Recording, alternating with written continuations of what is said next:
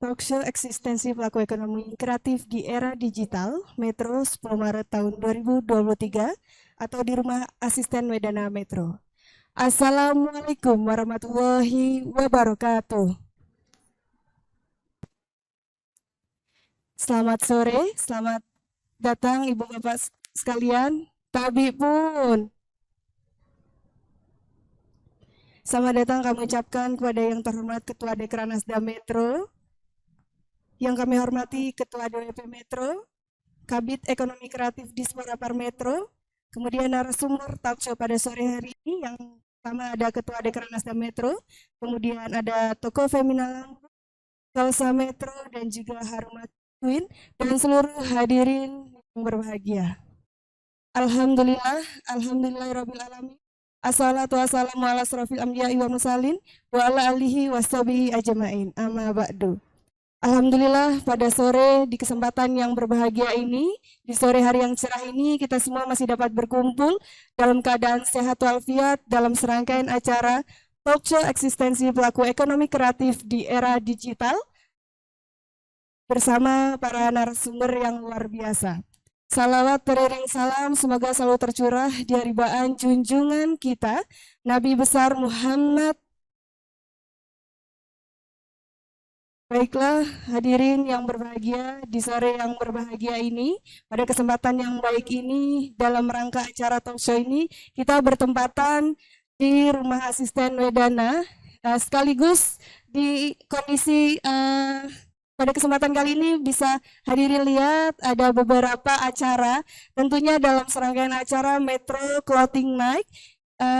Mungkin ada beberapa tenan dari pakaian dan juga ada kuliner yang bisa nantinya Bapak Ibu sekalian kunjungi. Acara Metro Clothing Night ini diadakan oleh tim Metro Creative Production yang tentunya disupport penuh oleh pemerintah Kota Metro, kemudian para sponsor yang sudah support juga acara seperti ada Toko Femina, kemudian ada Kolsa, ada RA, kemudian ada Haruma Collection, dan tentunya kita bermitra dengan beberapa bidang terkait seperti ada PLN Kota Metro.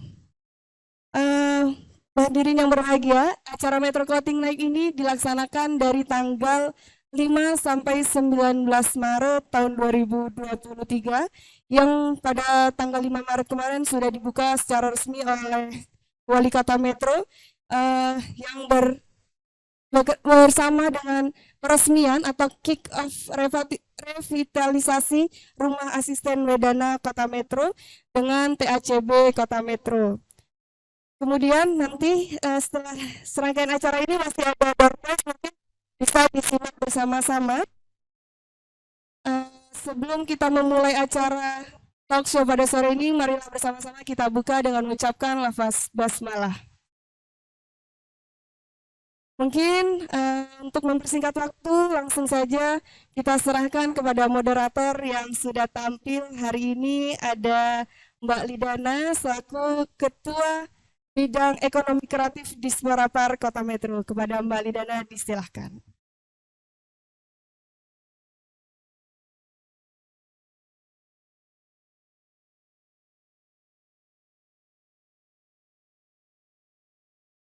Baik, terima kasih Nindi. Assalamualaikum warahmatullahi wabarakatuh. Selamat sore, salam sehat, sejahtera dan berbudaya. Salam hangat, tabipun. Baik, yang kami hormati Ketua Dekranasda, para narasumber, Ketua Dharma Wanita yang juga turut hadir pada kesempatan kali ini, Bapak Ibu, para undangan dan hadirin. Tentunya pada hari yang insya Allah cerah ini, kita dapat hadir bersama-sama di sini untuk mengikuti acara talkshow atau bincang bersama dengan para narasumber, yang mana seperti yang kita lihat pada hari ini, kita berada di Metro Clothing Night, yaitu begitu banyaknya pelaku ekonomi kreatif, industri kreatif yang tumbuh begitu melesat di Kota Metro. Yang mana industri kreatif adalah merupakan bagian dari ekonomi kreatif, yaitu yang bersumber dari kreativitas para pelaku ekonomi kreatif. Nah, pada kesempatan kali ini yang kita bahas bersama adalah era yang kita hadapi sekarang ini adalah era society 5.0 atau era digital, di mana bukan hanya produk yang kita hasilkan, bukan hanya modal yang kita punya, tapi bagaimana cara pemasaran dan juga penjualan yang harus kita lakukan untuk menghadapi era digital seperti sekarang ini.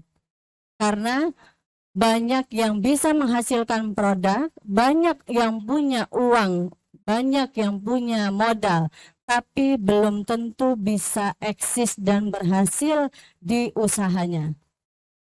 Untuk itu, dengan narasumber yang hadir pada kesempatan kali ini, kita akan sharing bersama.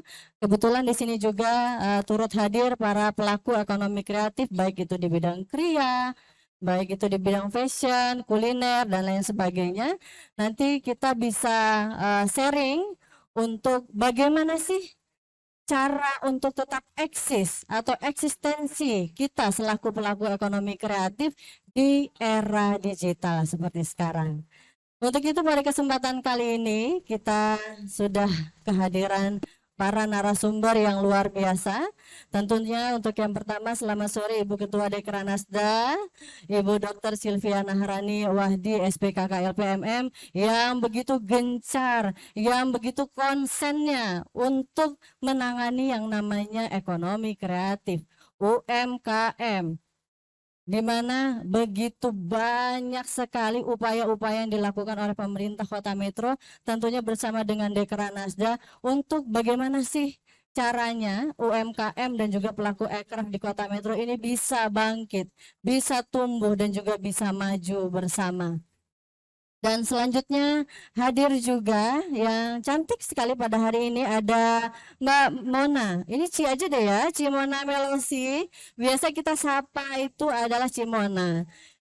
Sangat muda-muda sekali narasumber kita kali ini, yaitu kelahiran 5 Januari 1993 dengan suaminya bernama Thomas yang memiliki putra-putri ya, 2 orang anak, dan juga merupakan owner dari toko Femina Lampung. Saya rasa di sini nggak ada deh kayaknya yang belum paham, belum pernah dengar atau belum pernah tahu dengan toko Femina.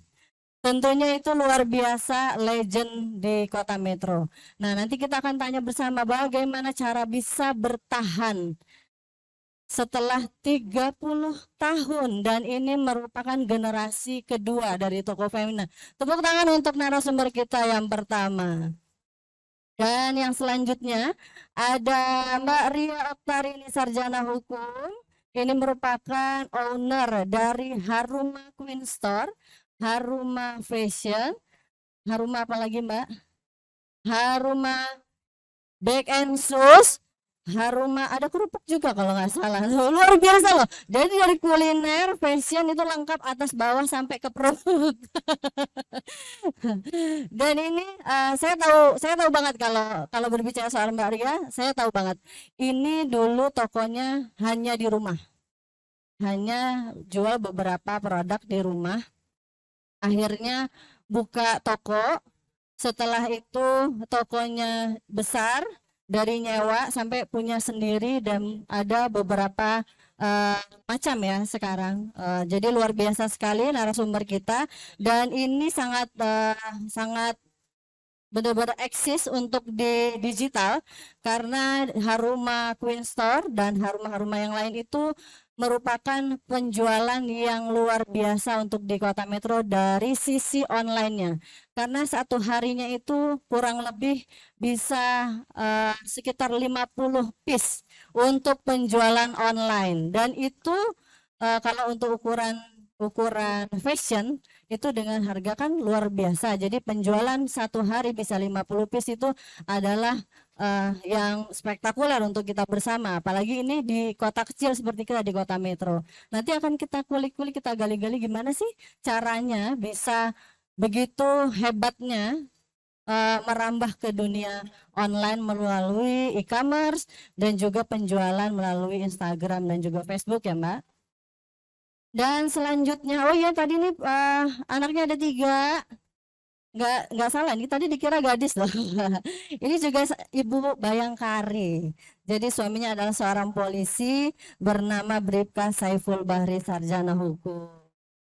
Dan selanjutnya ini juga ada bintang tamu kita satu lagi yang tentunya ini tiga-tiganya merupakan milenial metro yang muda-muda tapi alhamdulillah bisnisnya sudah luar biasa nih yang patut kita eh, pelajari gimana sih kiat-kiatnya. Nah ini ada Mbak Vika. Mbak Vika ini adalah owner dari Kolsa Metro dan juga Kolsa Baby yang merupakan istri dari Mas Fatur, putranya dua, dan mulai usaha dari 2017. Dan ini Mbak Vika Kolsa ini selain menjual berbagai macam produk, tapi juga sudah mempunyai brand sendiri yaitu Mutiara Series. Yang mana ini sudah edisi keempat ya, Mutiara Series untuk tahun ini edisi keempat. Dan yang patut kita berikan aplaus adalah untuk tahun 2022 penjualan Mutiara Series mencapai 40.000 piece. Tentunya mungkin penasaran bagaimana sih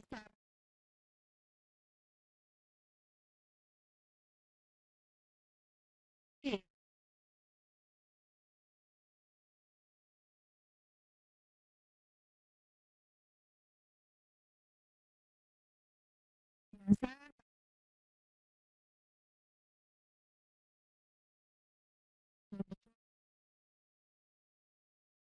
selanjutnya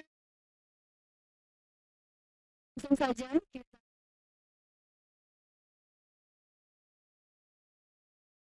berikan kita selalu mendorong kita sama untuk sukses bersama. Dan pada kesempatan kali ini merupakan inisiasi dari Ibu Ketua Dekra Nasda karena begitu eh, beliau melihat perkembangan para di Kota Metro ini sangat-sangat baik sehingga tidak saja owner-owner dari tiga usaha ini tapi juga beliau menginginkan semuanya bisa ikut sukses dan juga maju. Baik Ibu Sylvia, Ibu Dr. Sylvia, industri kreatif ini kan sudah cukup banyak di Kota Metro. Bagaimana sih Bu perhatian dari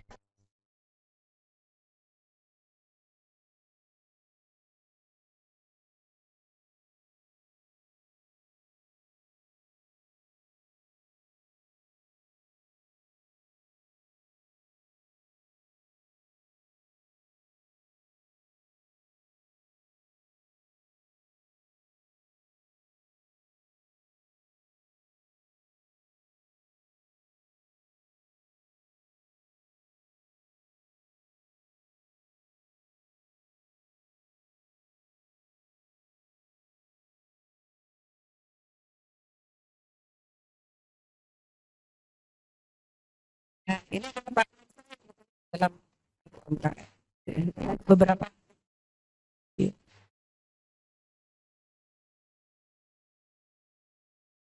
uh, dengan kita baru iya oh,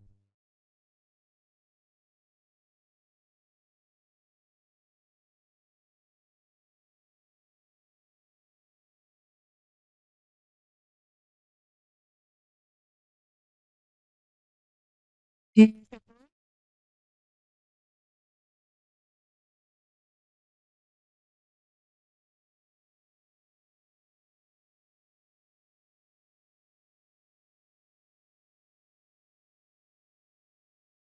semua ini tidak hanya di apa daya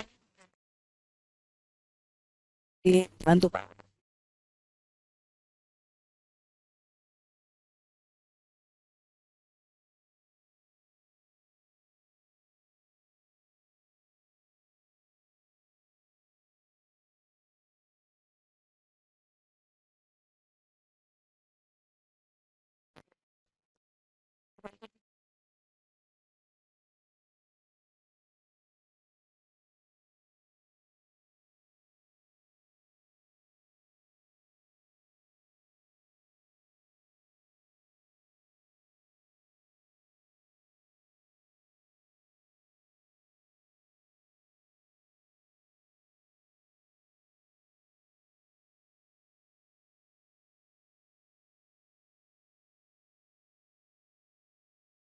kecil akhirnya menjadi menengah seperti itu, dan ini terjadi pada teman-teman kita yang ada di kanan kiri saya.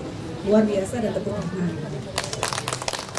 Saya mungkin mohon maaf dalam hal finansial mungkin saya mungkin nggak mendapatkan apa-apa dari mereka tidak seperti itu, tapi saya mendapatkan kebahagiaan di Dana, dan kebahagiaan ini akan merasa saya lebih bahagia kalau teman-teman saya yang di depan ini gitu ya, para UMKM ini juga nanti bisa belajar trik-trik dari mereka dan nanti bisa diupayakan di masing-masing usahanya. Di kesempatan ini senantiasa saya perjelas apa itu Dekranasda, bahwasanya Dekranasda ini adalah mitra pemerintah. Walaupun ini adalah selaku ketuanya adalah secara otomatis istri wali kota, bupati itu sebagai ketua di tingkat provinsi, istri dari gubernur. Ini bukan menjadikan jarak. Jadi karena kita selaku mitra, otomatis saya yang diberikan kesempatan untuk turun kepada masyarakat. Ya, jadi jangan istilahnya jangan takut, kemudian jangan sungkan gitu ya kalau ketemu saya, ketemu di Dekranasda, karena tugas kami yang diamanahkan adalah memang sebagai penjembatan dari pemerintah untuk mengajak masyarakat untuk bareng-bareng maju.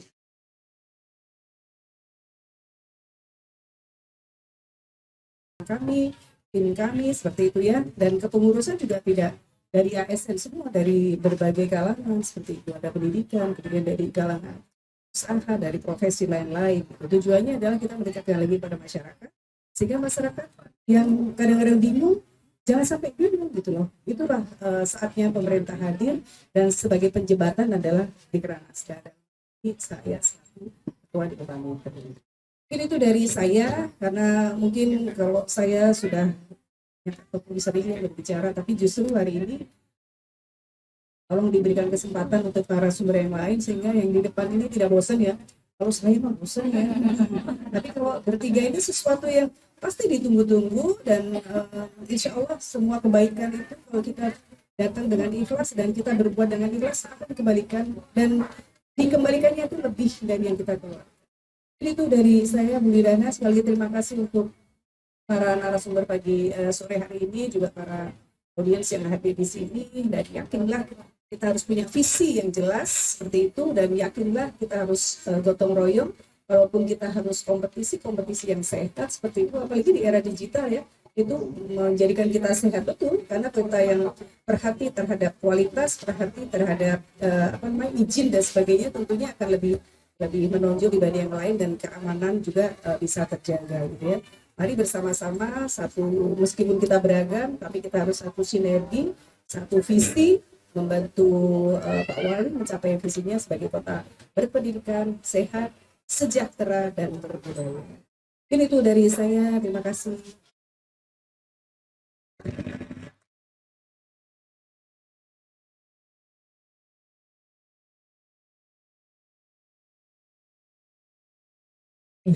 Baik, terima kasih Bu Ketua Dekranasda, dan mungkin kali ini kita akan langsung untuk kulik-kulik bagaimana sih tips dan juga triknya untuk bisa eksis, baik itu offline-nya, baik itu online-nya, sehingga bisa memaksimalkan untuk pemasaran dan penjualan produk kita.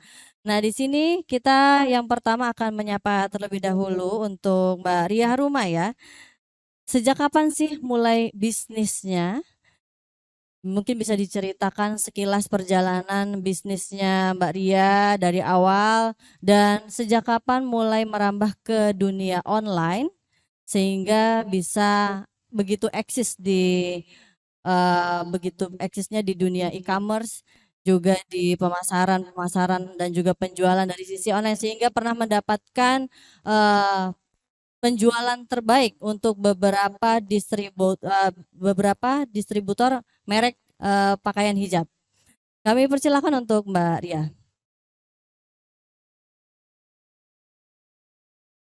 Bismillahirrahmanirrahim. Assalamualaikum warahmatullahi wabarakatuh. Selamat sore, Abi pun. Oke, pertama-tama saya mau mengucapkan terima kasih kepada Ibu Dr. Silvi yang sudah memberikan wadah dan ajang untuk para kami pelaku bisnis eh, untuk bisa sharing nih ke teman-teman yang lain pengalaman kami. Nah, kalau saya secara pribadi, saya owner dari Haruma Queen Store yang berdiri dari tahun 2011. Terus kalau boleh saya ceritakan Ibu, flashback bisnis saya itu eh, awal merintis itu tidak lepas dari bantuan dan campur tangan dari Ibu Lidana sendiri. Karena kebetulan Ibu Lidana ini teman satu kelas dari SMA dulu. Teman satu kelas. Jadi dulu pertama kali saya jualan baju itu di rumah, Bu. Rumah saya waktu itu di Simbar Waringin. Jadi di pavilion rumah. Nah, kebetulan pada saat itu saya baru melahirkan, Bu. Jadi belum bisa eksis ya, Bu. Belum bisa foto-foto. Nah, saya ini minta bantuan teman saya yang udah eksis dari zaman dulu ya, Bu ya. Jadi Ibu Lidana inilah model saya, Bu. Ya, jadi model foto-foto ke rumah dari zaman 2011 dulu, Bu. Nah, gitu. Terus seiring berjalannya waktu, Ibu Lidana tahu sendiri, Bu ya, jadwalnya sangat padat luar biasa ya kan. Jadi mau nggak mau saya harus berpikir gimana nih ya caranya Ibu Lidana ini kan udah sibuk ya, Bu. Jadi sekarang ya sebisa-bisanya lah di foto-foto ala-ala sendiri aja gitu, Bu. Nah, 2011 itu bisnisnya memang berawal dari dulu memang dari online, Bu, memang dari online. Terus berjalannya waktu karena banyak teman-teman yang dari Metro ke Simbarwari ini kan jauh ya, Bu. Kenapa nggak buka butik aja sih gitu. Nah, pertama kali buka butik itu di Simpang Kampus deretan Aneka Printing itu, Ibu.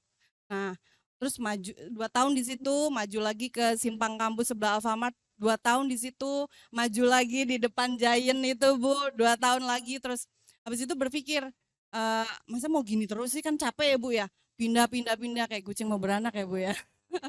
Jadi kita cari ruko waktu itu, kebetulan ketemu dan jodohnya di Jalan AR Prawira Negara, yang kebetulan saya tinggal di situ juga, dan kebetulan juga baru punya tetangga satu, Ibu Sekda kita ini, Bu ya. Baru punya tetangga satu-satunya nih bareng sama menantu dan anaknya Ibu Sekda. Nah, ya gitu aja sih. Dari tahun ke tahun ya harus berinovasi, Bu. Naik turun penjualan, harus inovasi terus gitu. Baik secara online maupun offline. Itu aja. Ada pertanyaan Ibu Lidana?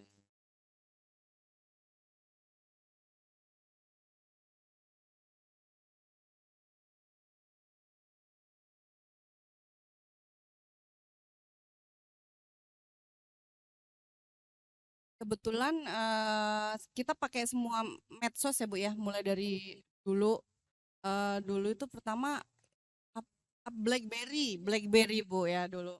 BBM ya, BBM, terus ke Facebook, terus ke Instagram, terus ke Shopee, ke TikTok Shop. Pokoknya mengikuti perkembangan terus gitu, Bu. Harus berinovasi terus gitu.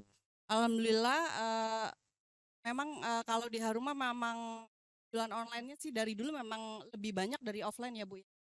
Jadi perbandingan per bulannya pendapatannya bisa antara 60-40, 60% di online-nya, lebih besar online-nya. Kecuali kalau misalnya mau mendekati bulan Ramadan gini bisa 50-50, Bu. Cuman kalau di hari biasa lebih banyak di online sih, Bu.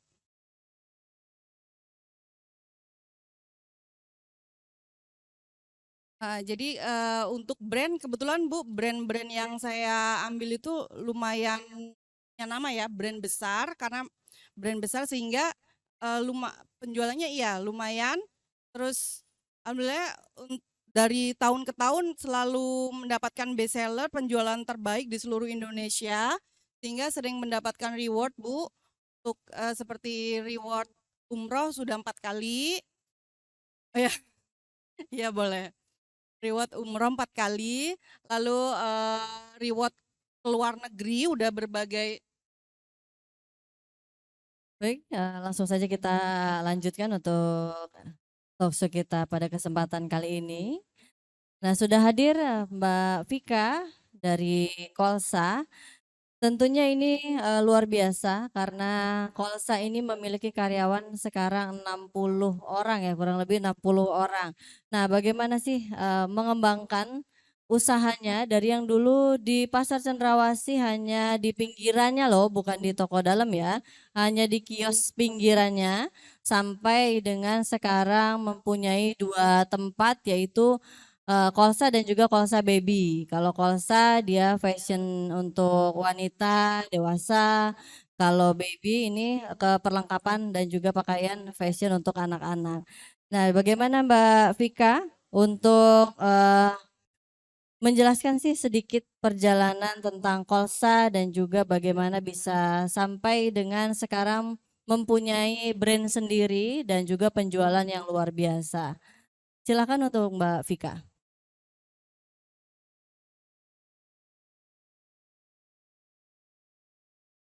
Assalamualaikum warahmatullahi wabarakatuh.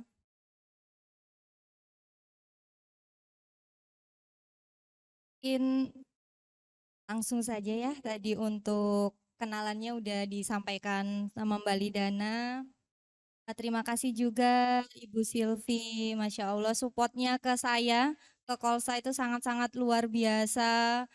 Eh, Benar-benar yang menjadikan saya itu sedikit malu kalau ngeluh capek mengembangin bisnis. Jadi apa namanya, menjadikan motivasi-motivasi dari ibu itu, saya itu harus berkarya.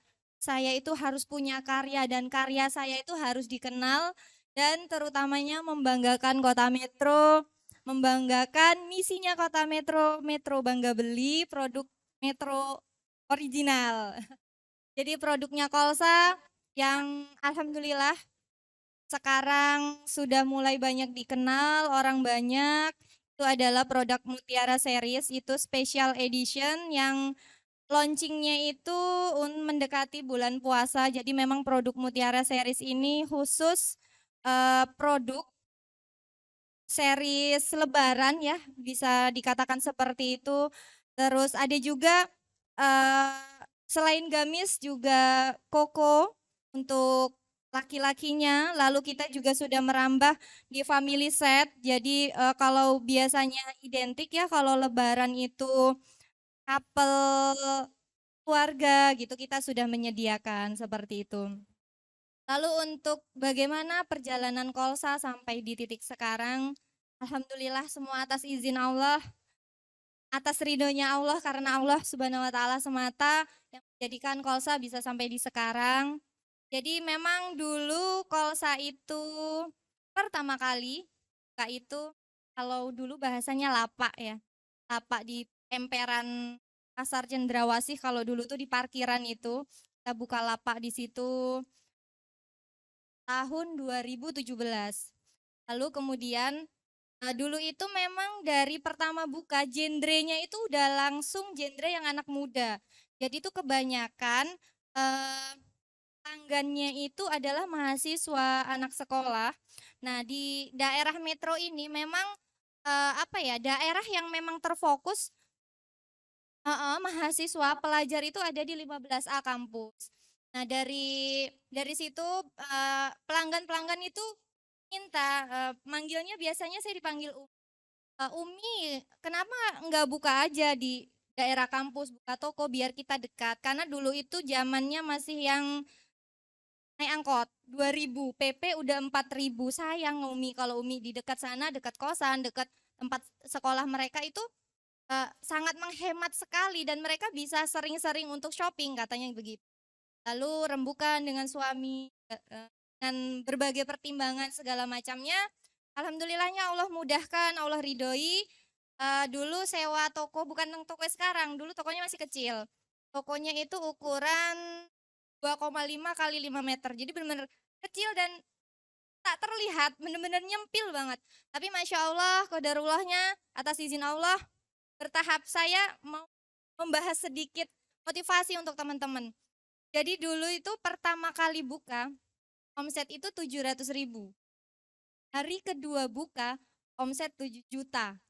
Hari ketiga buka, omset itu udah naik lagi sampai sekarang. Jadi memang alhamdulillah rezekinya sekali di toko situ. Lalu dengan beriringnya waktu itu belum sampai 1 tahun itu kalau bahasanya itu toko itu sudah over, tidak kuat menampung customer yang datang. Jadi berdesakan, terus habis itu parkir itu sudah tak terkendali di jalan sampai sering sekali dikomplain warga sekitar karena menimbulkan kemacetan segala macam dan memberanikan diri sewa lagi toko yang lebih besar dengan lahan parkir luas, hanya sampai yang sekarang. Seperti itu mungkin perjalanannya. Kalau untuk bisa sampainya ke situ, kalau bahasa orang Jawa itu prihatin. Prihatin. Jadi benar-benar ketika itu saya dan suami itu tidak memakai dulu keuntungan yang kita dapat. Karena alhamdulillah suami itu guru, jadi ngajar. Jadi untuk kehidupan sehari-hari itu pure kita maksimalin dari gajinya beliau. Lalu dari bisnis itu benar-benar kita kembangin. Saya ingat sekali, pertama kali saya belanja itu dengan modal 1 juta. 1 juta besoknya jadi 1.100.000, misalnya 1.200.000, 1.300.000, benar-benar yang pure kita itu nggak ambil sedikit pun. Benar-benar prihatin, pengen ini, pengen itu di 4. Terus ya akhirnya kita kembangin. Hanya sampai sekarang, terus alhamdulillah bisa expand ke usaha Kolsa Baby Shop, Tuhan ibu dan bayi. Alurnya mungkin seperti itu perjalanan Kolsanya. Mungkin Mbak Lidana lebih dahulu untuk pertanyaannya kita lanjut. Biar makin penasaran ya Ibu, masih semangat kan ya teman-teman semua? Semangat, walaupun agak panas, biar makin panas, dilanjut dulu. Iya, baru mulai kita udah dapat ilmu ya. Jadi tentunya harus memilah mana sih yang harus kita kembalikan lagi menjadi modal, mana yang harus kita gunakan untuk konsumsi pribadi. Itu salah satu kiat dan tips dari Umi Kosa. Prihatin terlebih dahulu ya. Dan selanjutnya ada Mbak Mona, ini beda kalau yang dua di fashion, kalau yang ini yang bikin cantik. Jadi kalau bajunya oke, ini lebih ke arah wajah dan juga badan, jadi perawatan gitu, supaya glowing, bajunya bagus, kitanya juga glowing. Nah langsung saja Mbak Mona, ini ada Femina Lampung ya sekarang ya. Femina Lampung ini merupakan generasi kedua. Jadi kalau dulu kita ingat banget ya mamah mertuanya Mbak Mona itu yang sering kita temuin di toko Femina. Nah ini adalah mantunya ya, yang sekarang melanjutkan dan juga meneruskan sampai dengan sekarang. Ini luar biasa penjualan di online-nya. Ini benar-benar kemarin juga ada event ya sama MUA yang ada di Lampung bareng bersama. Ini rata-rata mayoritas itu mereka belanjanya di toko Femina. Termasuk ini ibu-ibu yang di sini juga belanjanya, ini customernya ini Mbak Mona nih, customer. Baik, silakan untuk menceritakan sedikit nih selama 3 tahun eksistensi Femina. Selamat sore, terima kasih untuk waktu dan tempatnya. Perkenalkan, nama saya Mona. Banyak banget tadi waktu saya pertama kali hadir di sini, saya lihat ini ada langganan aku gitu. Kebetulan Ibu langganan aku juga yang pakai baju merah. Ibu, ya, aku ingat banget itu. Waduh, ini langganan aku semua, luar biasa. Jadi kebetulan aku diberikan kepercayaan oleh mertuaku. Jadi kalau boleh kilas cerita, latar belakang aku sebenarnya dulu adalah salah satu sales promotion girl, boleh dikatakan adalah penasehat kecantikan di toko Femina. Kebetulan saya ini adalah dulu SPG dari toko Femina. Kebetulan saya ini dipercaya untuk berpacaran dengan anaknya encinya gitu ya. Iya, anak bosnya gitu ya. Jadi kita ngomong ini, waduh ini anak bosnya ini suka sama kita gimana ya gitu ya. Nanti dikira kita yang pelet ya Bu. Jadi waktu itu banyak banget, kalau dibilang sekarang mungkin wah Cimory enak banget deh. Tapi Bisa dikatakan dahulunya mungkin ada lika-liku pasti ya Bu ya. Karena status sosial kita berbeda, tapi yang saya sangat banggakan kepada kepada mertua saya tidak pernah memandang status sosial dari saya dan suamiku gitu. Jadi menerima apa adanya dari saya sendiri sebagai dulu BA di toko Femina. Kurang lebih saya jadi BA Femina itu 6 tahun di Pixi, 2 tahun di Maybelline, dan berapa tahun? 8 tahun. Jadi ada setengah tahun juga saya di BA YOU. Terakhir mertua saya perempuan yang dikenal dari ibu-ibu adalah Cik Femina. Betul, Cik Femina itu kebetulan meninggal. Jadi waktu itu mertua saya yang laki menginfokan Mona sudah stop menjadi BA-nya, ayo bantu papa untuk kelola toko waktu itu. Jadi saat itu yang di pikiran saya adalah bebannya luar biasa karena memang saat diberikan kepercayaan dan dibelikan modal itu beda. Kalau diberikan modal kita bilang papa kasih kamu uang 100 juta, kamu coba bisa nggak? Kamu berhasil nggak di situ? Tapi saat dikasih kepercayaan itu saya sangat-sangat, waduh ini saya sanggup nggak ya membangun Femina? Bener ya Bu ya, membangun Femina akan lebih baik seperti mama yang sudah bangun, aku akan bisa bangunin lagi nggak ya, lebih bagus gitu.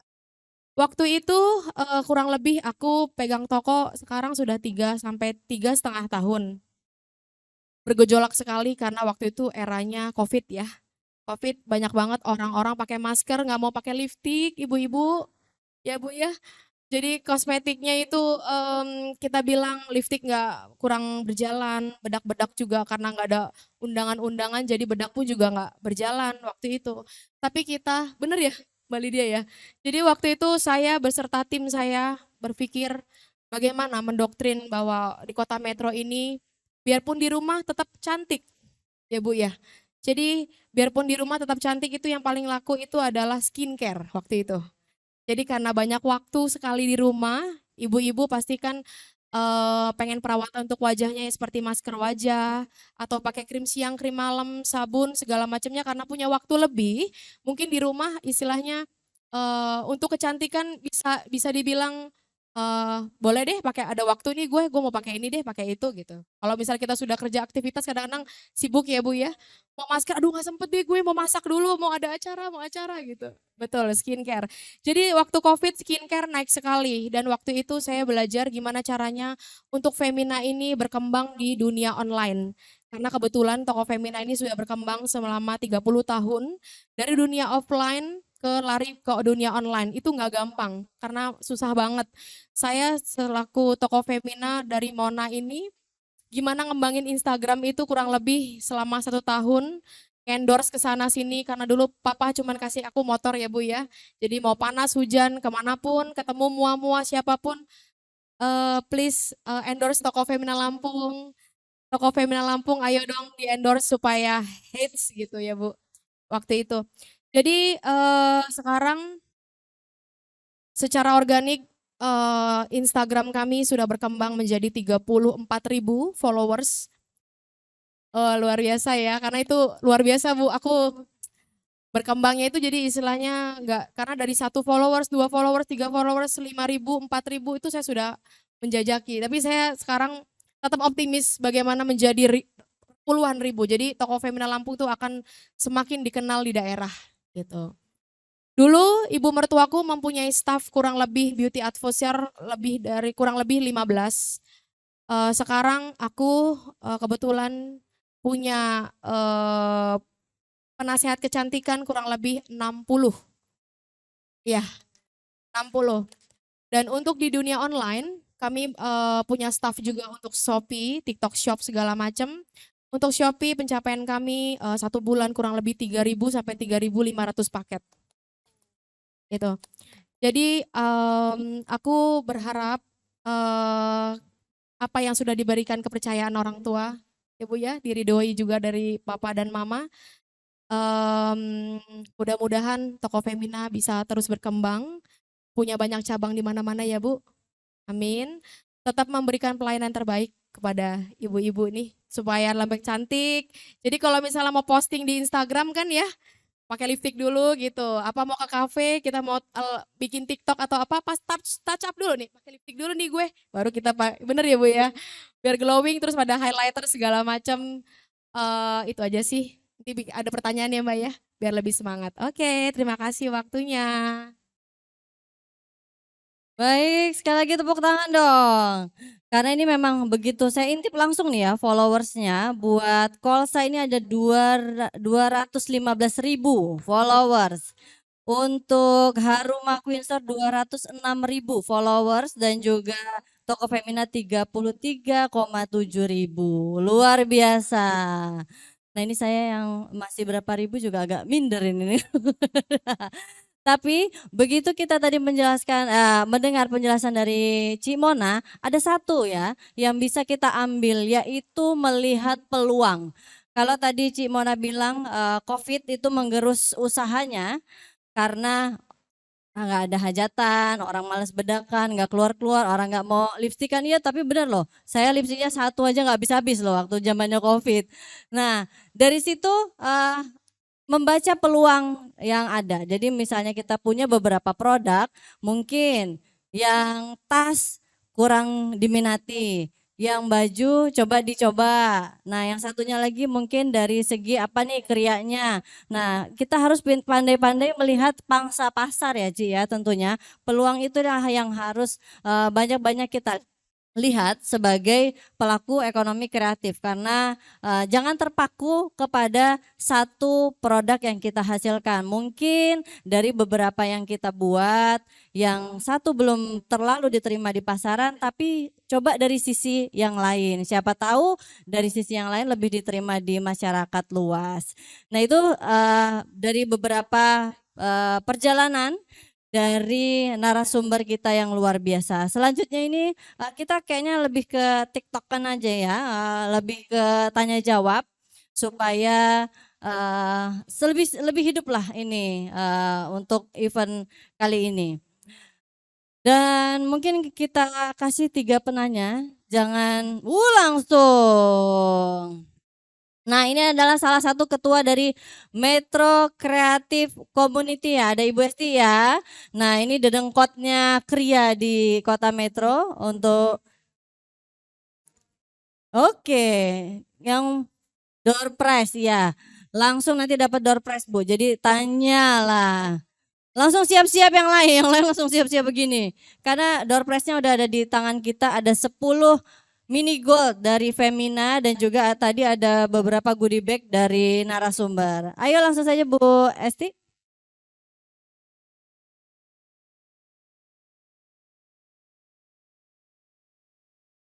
Assalamualaikum warahmatullahi wabarakatuh. Nama saya Hesti. Produk saya turunan tapis seperti contohnya ini, ya terutama tas, dompet gitu. Kemudian brand saya Delnas Craft. Itu Delnas itu asal dari anak saya Bu, Dela dan Yunas.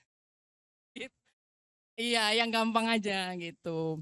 Kemudian lokasi di Gajar Asri, Magelangan. Tuh. Sebenarnya pertanyaan saya ini untuk semua, ya. Cuma khusus untuk Mbak Mona atau Cik Mona ini kalau menurut saya kelihatannya enak ya. Karena kalau yang lainnya itu merangkak dari nol, kalau kayak Cik Mona itu privilege ya. Jadi sudah ada dan sudah settle gitu loh. Nah, kebetulan saya itu kan gak tua sih. Kelihatannya tua tapi kenyataannya ya tua juga. Kebetulan saya kan ingin sama kayak Mbak Mona gitulah ya, mulai meneruskan usaha ini karena alhamdulillah semenjak dibina oleh Ibu Silvi, alhamdulillah kerajinan itu meningkat, terutama dengan adanya sekam ya Bu. Jadi karena tamu-tamu sering ke sana ya, diarahkan ke sana, kemudian kita bisa masuk ke PB, difasilitasi, masuk ke Delvan gitu, alhamdulillah gitu. Jadi berkembang kalau grafiknya itu meningkat gitu. Jadi saya itu memang sudah mulai mau melimpahkan ini, sebenarnya sudah melimpahkan ke anak saya gitu. Cuman bedanya kalau Cik Mona itu usahanya udah settle gitu. Kalau saya Oh ya, memberikan tapi masih ngerangka gitu loh, itu beda ya gitu. Nah, eh cuman mungkin seperti tadi Cik Mona bilang kan, dari zaman offline, saya kebetulan pelanggan dari zaman saya sekolah, kelahiran saya 69, masih muda ya. Dari zaman saya SMA itu udah ke toko Femina gitu. Taunya toko Femina aja kalau mau beli, ya kan, kalau mau beli lipstik, beli bedak taunya Femina aja gitu. Gitu. Nah, itu kan kalau cuman dari offline mau meloncat ke online gitu. Nah, itu pertanyaan saya terutama untuk Cik Mona, tapi sebenarnya untuk yang lain juga. Pada saat memulai ke e-commerce, itu sudah pakai admin atau sendiri dulu gitu. Nah, apa namanya, gimana itu memulainya gitu. Karena terus terang saya ini untuk e-commerce belum itu yang pertama karena kalau saya kan produksi juga, jadi kalau memproduksi iya, kemudian mengurus apa namanya, kan offline iya, karena kita kan naruhnya di toko-toko, kita kan nggak punya toko, bedanya. Iya, ya di rumah, tokonya di rumah toko atau gudang lah ya jadinya gitu. Jadi kalau harus mengurus offline, kemudian mengurus penjahit, kemudian harus mengurus online, itu memang nggak kebagian waktu yang pertama. Yang kedua, produksinya juga masih terbatas. Kan kalau ada offline dan online, otomatis barang harus dipisahkan. Yang untuk online ini nih, yang untuk offline ini. Nah itu kan semua itu, iya harus gitu Bu. Jadi misalnya satu kamar itu online ya, yang ini nggak boleh dicampur karena nanti untuk stok barang kan kacau gitu. Nah tapi kan untuk memproduksi barang yang besar kan semua itu butuh modal gitu. Nah ya, iya, heeh. Nah, gitu kalau saya belum sampai tahap itu gitu. Itu terus itu yang pertama ya masalah penempat barang ya, barangnya memang belum mencapai itu. Yang kedua untuk tadi kalau dikelola sendiri belum mampu Bu gitu karena mengelola penjahit, mengelola semuanya dikelola. Kalau pakai admin belum mampu bayar gitu. Nanti bayarnya gimana? Ya kan? Ya kalau penjualannya meledak gampang ya. Kalau penjualannya meledak kalau enggak malah door nanti. Gitu. Eh ya, tipsnya gimana? Untuk tiga-tiganya sih gitu. Ya, terima kasih itu aja. Assalamualaikum warahmatullahi wabarakatuh. Wow, sekarang yang kita pindah ke sisi ujung dulu ya. Nanti kita 2 atau 3 penanya dulu biar langsung dijawab sekaligus. Ayo Bu, ini namanya sama, Bu Esti, Bu Hesti.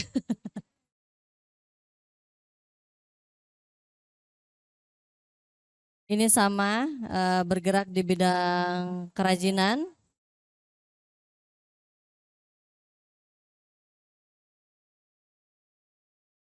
Assalamualaikum warahmatullahi wabarakatuh.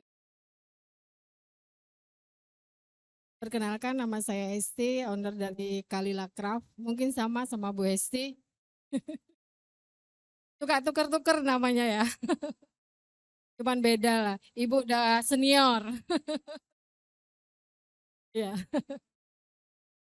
Sama di bidang kerajinan juga, turunan tapis sama sulam menyulam.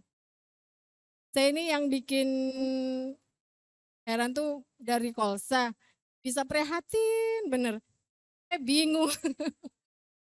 Jadi pertanyaan saya ini gimana sih cara tipsnya bisa prihatin. Sedangkan saya ini Mbak ya,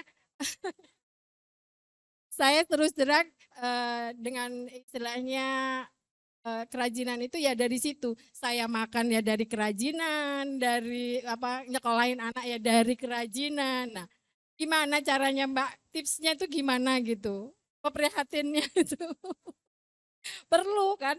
Sampai kolsa sebesar seperti ini kan? Nah itulah. Cuman itu aja Mbak. Makasih.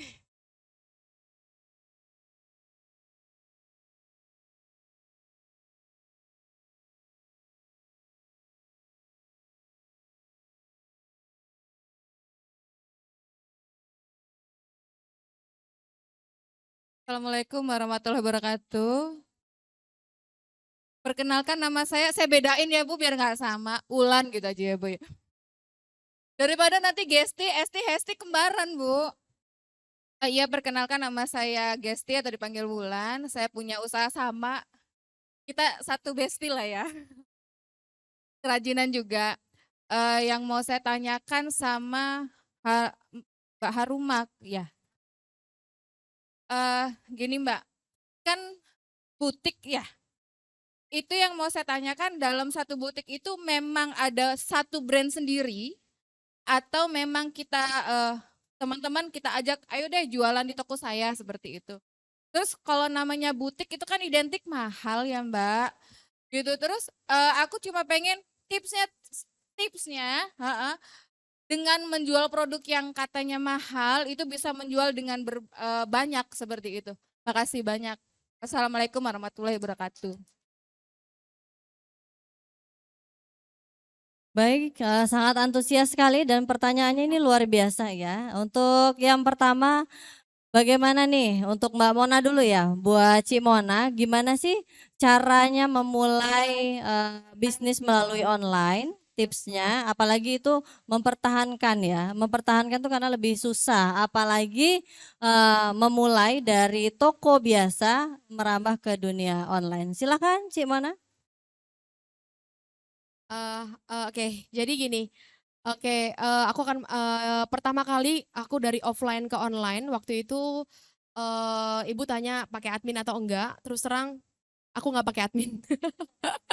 Jadi waktu itu sendiri Bu. Jadi waktu itu aku belajar dari mana nih produk aku harus laku waktu itu. Karena kan mama terus terang offline ya, offline full di toko. Zaman dulu Femina di shopping ya Bu ya. Shopping center di tengah itu tokonya. Aku dulu belajar Instagram waktu itu karena lagi happening waktu itu Instagram. Kalau sekarang mungkin larinya Instagram atau TikTok gitu. Jadi waktu itu Instagram saya belajar gimana caranya supaya produk saya ini dikenal oleh seluruh masyarakat, produk kecantikan.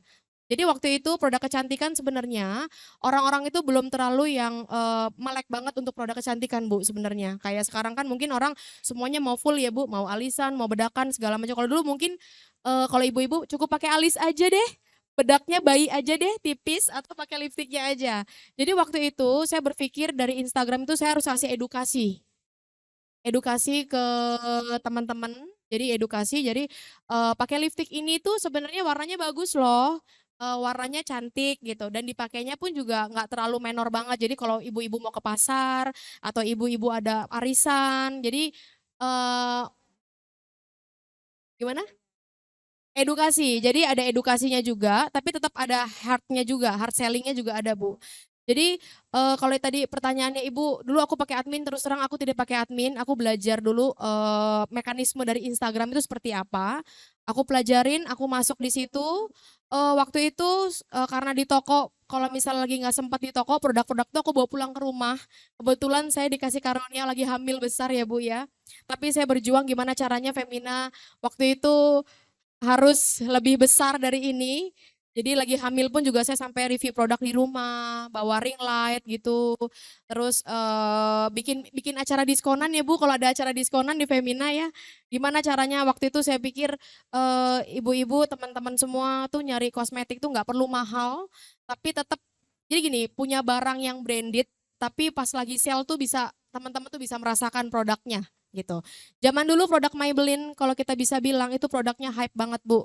Harganya sekitar 100-an, harga lipstiknya aja waktu itu 90.000. Kalau sekarang sudah 140.000.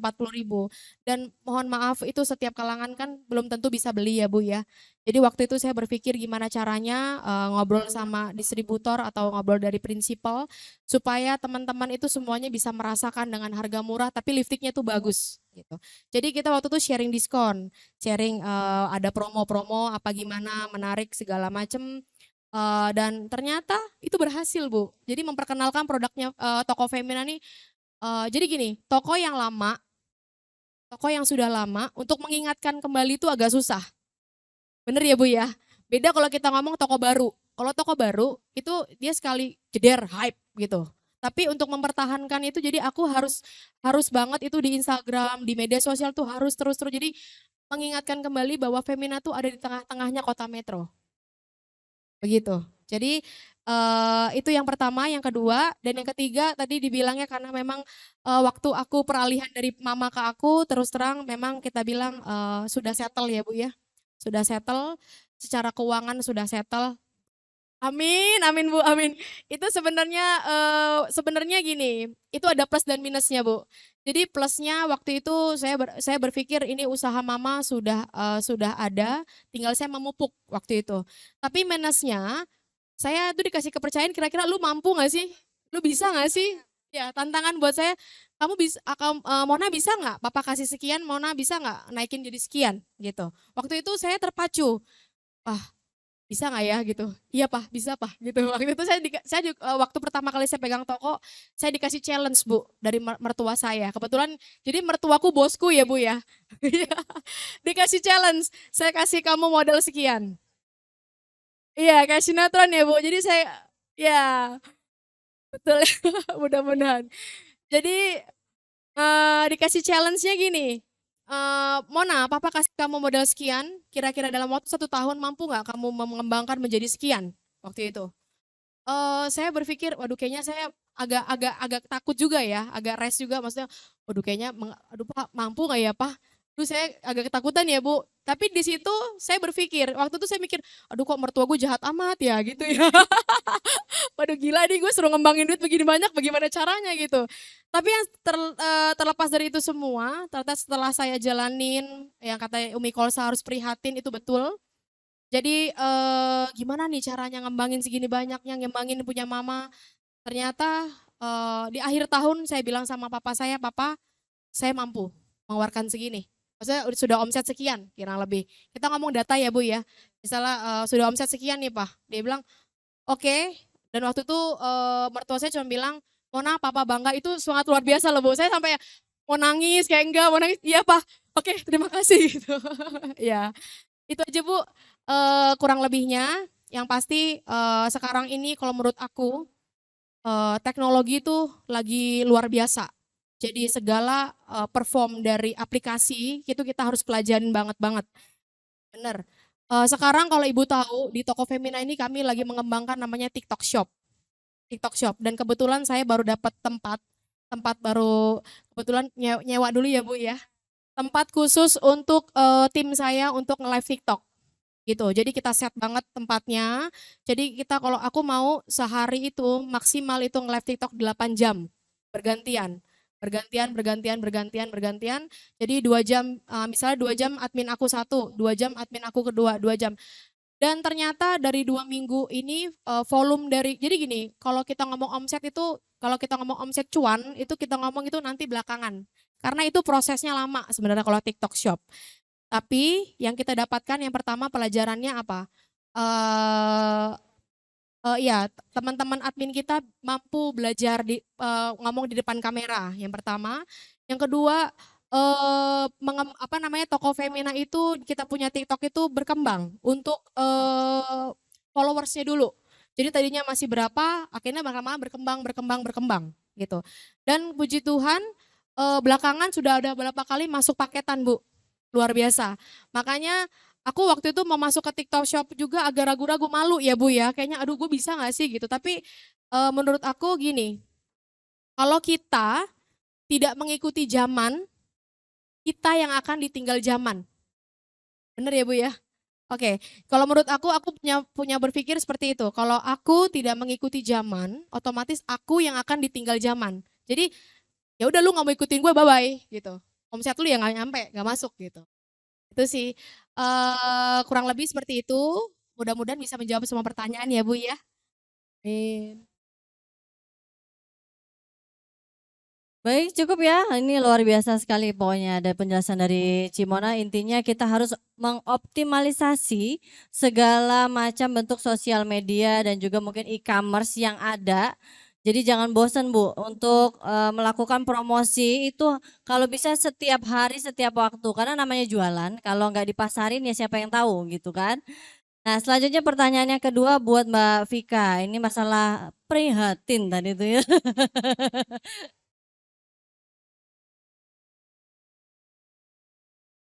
Hatin karo hemat podo nggak? Apa karo pelit? sama irit. Bu Esti apa Hesti? Oh, Bu Esti. Oh, Ibu Esti dan ibu-ibu yang lain. Jadi sebenarnya kata prihatin sendiri itu bukan melulu tidak makan akhirnya. Tidak melulu tidak bayaran anak sekolah, tidak melulu beli baju branded, tas branded segala macamnya ya. Jadi bagaimana bisa memanage uang masuk, uang keluar, bagaimana kita bisa menimbang penghasilan kita itu seberapa, berapa juga yang harus kita keluarkan segala macamnya. Dan agak bingung juga jawabnya karena memang dari saya dulu nggak make sama sekali karena memang alhamdulillah ada gaji dari suami. Jadi kalau ditanya kalau Ibu Esti itu ya makan dari situ, ya sekolah dari situ, segala macamnya dari situ. Mungkin ini sharing ya, bukan memberitahu karena saya tidak melakukannya. Mungkin tipsnya sih lebih ke nggak bisa juga ya. Maksudnya gini, jangan sampai modalnya keambil dulu. Sampai di titik itu aman dulu saja. Aman dulu saja. Misalnya bulan ini penjualannya bisa dapat misalnya nih 10 juta rupiah. Keuntungannya itu 2 juta rupiah. Nah dari 2 juta itulah yang benar-benar harus kita olah. Jangan sampai di 10 jutanya keambil juga. Ada 2 jutanya keambil, 10 jutanya tadi yang modal keambil, ya habis nanti lama-lama. Mungkin di 2 jutanya itu lebih lagi, prihatinnya lebih lagi. Syukur-syukur dari misalnya keuntungan 2 juta itu yang 1 juta dipakai untuk kebutuhan dan yang 1 jutanya dipakai untuk penambahan modal. Itu harus, karena usaha akan berkembang itu dengan menambahnya modal. Mustahil sekali usaha dengan 10 juta, tahun depan modalnya 10 juta akan berkembang, mustahil. Nggak akan bisa besar. Ya akan stuck di situ saja. Sama seperti Cimona yang sudah disuntik misalnya 1 M nih sama mertuanya. Itu dana juga, penambahan dana gitu kan. Nah kalau misalnya dari Ibu Esti, mungkin diakalinnya bisa keuntungannya 2 juta, 1 jutanya benar-benar ditekan untuk kebutuhan, 1 jutanya harus ditambah. Pokoknya bagaimana caranya, modal itu harus bertambah. Harus komit. Misalnya, kalaupun udah mentok sekali ya, ada apa gitu. Saya dulu jual motor, Bu. Saya dulu butuh karena omset itu sudah, maksudnya permintaan barang itu makin banyak, tapi saya tidak bisa memenuhi karena keterbatasan modal. Itu akhirnya saya jual motor, Ibu. Saya jual motor itu dulu motornya Mio. Ingat sekali saya lakunya 6 juta rupiah. Akhirnya saya enggak ada motor sama suami. Tinggal di toko. Lalu suami itu kalau ngajar ke sana itu nebeng atau nanti pulangnya diantar atau segala macamnya. Itu bertahan beberapa bulan. Itu benar-benar yang kita karena saking ramainya pengunjung dan barang yang kita sediakan itu tidak bisa mencukupi permintaan dari customer yang datang, akhirnya kita harus tambah modal. Bagaimana caranya gitu kan. Dan oh ya satu ya teman-teman pesennya, kan usaha itu harus cari yang berkah. Jangan sampai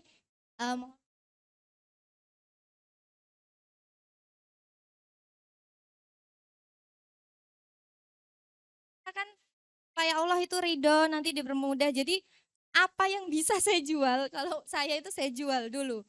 Akhirnya apa? Prihatin lagi.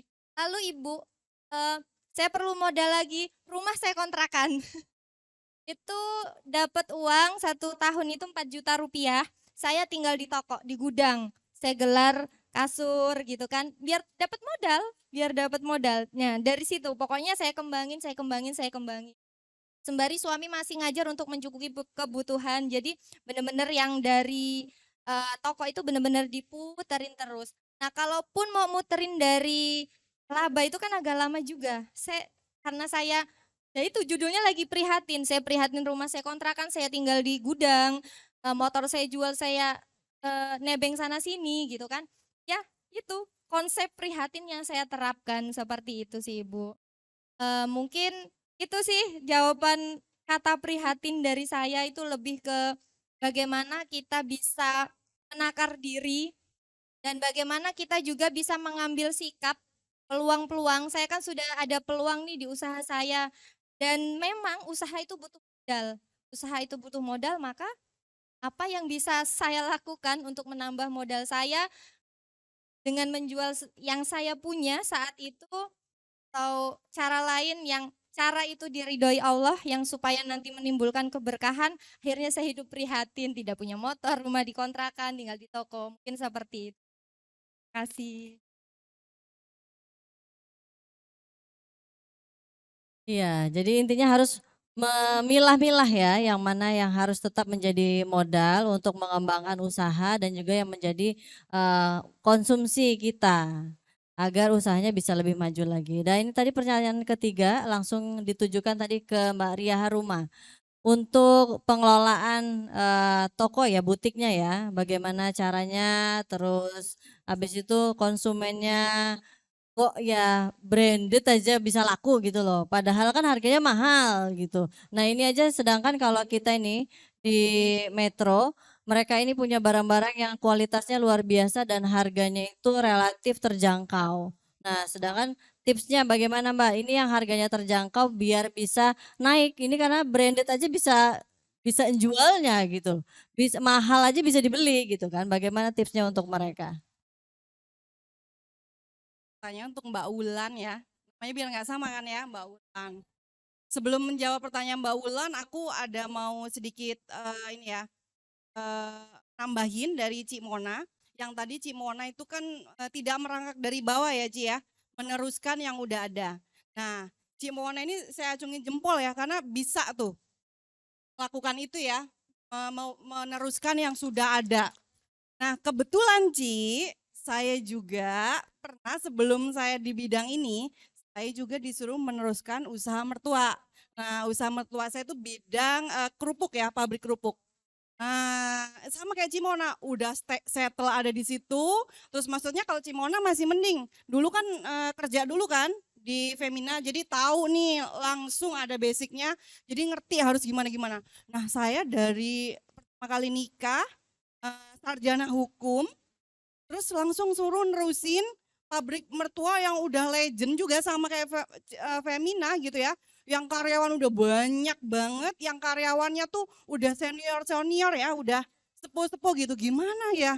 Kan saya masih muda, baru merit, yang sebelumnya anak kuliahan yang agak-agak gaul gitu ya, ya Bu ya, cantik gitu ya. Terus suruh di pabrik gitu Bu.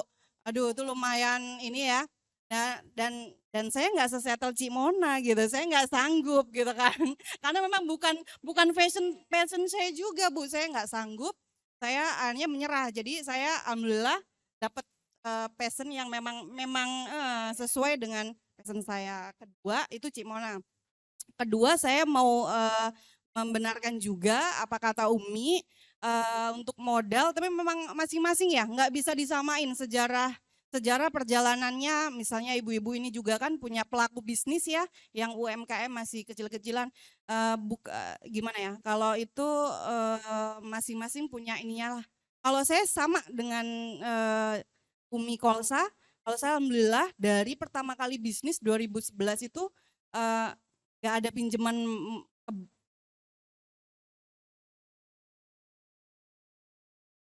benar-benar pure yang ada aja gitu. Kalau misalnya gimana caranya itu gimana ya? Soalnya saya juga memang alhamdulillahnya ada sedikit privilege ya, nggak kayak apa Umi yang dari bawah banget gitu, yang misalnya harus susah-susah banget gitu, enggak juga gitu. Ya, alhamdulillahnya ada lah gitu. Jadi memang menurut saya itu sih ridho Allah itu ya untuk bisnis itu. Alhamdulillahnya saya juga ya yang ada aja, pokoknya modal yang ada aja, dikembangin yang ada aja sedikit gitu. Tapi kalau misalnya untuk ibu-ibu kan kita juga nggak bisa memaksakan ya Ibu ya, gitu. Memaksakan karena latar belakangnya udah beda-beda gitu. Langsung aja nih menjawab pertanyaan dari Mbak Ulan, kok bisa sih jual barang mahal banyak lagi gitu kan ya, sedangkan yang murah-murah aja susah gitu ya, ditawar ya. Nah ya, udah murah ditawar lagi ya. Aduh bener-bener ya. Nah kalau itu sih aku apa ya, Mbak, branding diri image ya. Gitu karena kalau saya tuh dulu berawal dari yang beli itu teman-teman. Jadi kalau yang beli teman-teman ya contohnya ini loyal customer dari pertama kali ya. Dari pertama udah Mbak model juga, customer loyal juga pokoknya. Nah karena saya ini jualannya ke temen sih. Kalau rata-rata kan temen kita yang apa ya Mbak, sefrekuensi ya, sefrekuensi. Iya benar, benar teman-temannya emang udah ada di situ gitu. Jadi yang beli memang awalnya memang jualan di rumah itu ya memang yang beli teman-teman semua. Memang pertama kali jualan udah barang yang lumayan, makanya ya Bu ya, ini mau curhat sedikit ya Bu ya, boleh ya? Di Haruma nih nggak enak sebenarnya didengar, di Haruma nih jualnya mahal-mahal. Sebenarnya gimana ya Bu? Mahal itu tuh, makanya barusan saya juga curhat sama Cik Mona ya. Konsepnya ya Cik. Sebenarnya nggak enak kadang kalau orang dengarnya di Haruma itu jualnya mahal. Sebenarnya bukan mahal ya, yang kita jual itu memang sesuai Ibu, sesuai dengan barang kita gitu. Jadi misalnya harganya segini, ya memang sesuai dengan barangnya. Terus nggak lupa juga masing-masing punya customernya masing-masing, punya pasarnya masing-masing. Ya target marketnya itu udah dapet tadi itu ya. Karena memang piramida target market pembeli itu kan segitiga ya Ibu ya. Semakin mahal tuh ya semakin sedikit, yang middle itu yang di tengah. Nah untuk yang paling banyak itu ya yang murah-murah itu gitu. Mungkin kebetulan saya yang ada di tengah-tengahnya mungkin ya Ibu ya gitu. Terus selain itu juga itu tadi Ibu Lidana juga harus berinovasi gitu Bu. Nah saya juga berinovasi terus gitu Bu. Dari yang Haruma Queen Store tuh orang bilangnya mahal gitu. Padahal sesuai nih kualitasnya gitu, dan orang juga tahu lah di kualitas dengan harganya tuh sebanding ya. Terus lalu benar kata Cik Mona harus ngikutin. Nggak bisa kalau nggak ngikutin ya ditinggalin zaman, bye gitu. Kita harus terus berinovasi gitu. Seperti Cik Mona bilang kalau selama COVID pasti semua orang mengalami penurunan ya. Nah perlu tahu di Haruma itu justru 1-2 tahun COVID itu sama sekali tidak mengalami penurunan. Sama sekali tidak mengalami penurunan. Tapi di tahun ketiga yang COVID udah mau mulai hilang itu, udah mulai new normal. Nah di situ justru saya mengalami kemerosotan di situ. Nah terus saya berpikir, loh ada apa ya ini gitu, maksudnya kok di saat orang udah new normal, udah mulai ada yang hajatan, tapi kok justru saya 2 tahun COVID itu malah nggak mengalami penurunan sama sekali gitu. Nah makanya dari itu kita harus pinter berinovasi gitu Bu. Jadi sehingganya gimana nih caranya ya, apa nih gitu, nggak bisa nih begini terus gitu. Sering sharing juga nih sama owner-owner ya kan, harus Iya sempat ngobrol curhat gimana Ci gimana, terus makanya ketemu Cimona sekarang Mbak Ria udah ya gitu. Makanya emang bener Bu harus berinovasi, harus ngikuti apa yang lagi happening saat itu, lagi tren saat itu gitu. Terus akhirnya saya berinovasi ini gimana gitu ya. Oh ternyata akhirnya Bu saya ini gimana, karena orang sekarang maunya setelah udah COVID itu kan semua jualan yang murah-murah tuh Bu ya. Ya jualan yang murah-murah. Saya kan jualannya waktu itu yang juta-jutaan tuh ya kan. Nah sekarang gimana caranya saya jual barang yang bagus tapi dapetin harga yang mulai terjangkau. Nah makanya sekarang di Haruma itu udah banyak Bu. Haruma Fashion ada. Haruma Fashion itu ya yang murah-murah ya. Yang 100 anak muda juga ada. Kalau dulu kan saya lebih ke ibu-ibu ya. Sekarang anak-anak muda ada, tas dan sepatu juga banyak gitu. Jadi lebih bervariatif gitu Bu. Jadi yang datang ke Haruma tuh bukan hanya yang bermobil aja, sekarang bermotor segala macam. Karena sekarang jadi ini iklan sedikit ya kan, sekalian ya Bu. Jadi sekarang banyak produk-produk yang 100-200 ribu aja udah ada banyak di Haruma, bervariasi, nggak cuma jutaan. 100 ribu, kemeja 100 ribu itu udah banyak gitu. Nah contohnya, nah ini contohnya ya Makanya Mbak Ulan kalau ditanya gimana ya caranya bisa jual, karena memang pembelinya teman-teman semua gitu. Jadi ya ini contohnya, itu ibu, nah ini ibu langganan ya kan tuh, yang di ujung sana ya. Ya gitu, karena memang teman sefrekuensi kali ya awalnya itu teman sefrekuensi, terus ya itu customernya ada di yang kalangan middle di tengah ya. Tapi tenang aja, Haruma sekarang juga udah banyak yang murah-murah, 100.000, tas juga murah-murah, semuanya komplit ada. Karena memang yakin dan percaya kita nih kan, contoh kalau saya sama Cimona beda ya. Kalau saya sama Umi Kolsa kan sama-sama fashion, tapi kita tetap support gitu loh. Contoh, saling support. Contohnya kemarin Umi Kolsa fashion show, nah saya yang menjadi modelnya ya kan. Jadi nggak masalah gitu. Tetap bersaing secara sehat karena yakin customer kita semua ada masing-masing gitu. Jadi jangan khawatir rezekinya bakal tertukar, enggak gitu ya. Baik, sekali lagi aplaus dong untuk seluruh narasumber. Jadi banyak sekali yang kita dapatkan pada kesempatan kali ini ya, terutama di sini kita lihat kan nggak semuanya ini generasi milenial ya Bu ya. Jadi walaupun ibu-ibu di sini punya produk, ini juga harus berinovasi dari segi pemasaran. Mulailah masuk ke dunia digital. Karena keuntungan dari dunia online ini sebenarnya kalau ibu-ibu punya toko itu barang wajib ada stoknya. Tapi keuntungan dari online adalah kita bisa memasarkan barang yang ada terlebih dahulu, begitu sudah dibeli, begitu sudah laku, baru kita buat lagi, baru kita produksi lagi. Itu terbaca kalau dari sisi online.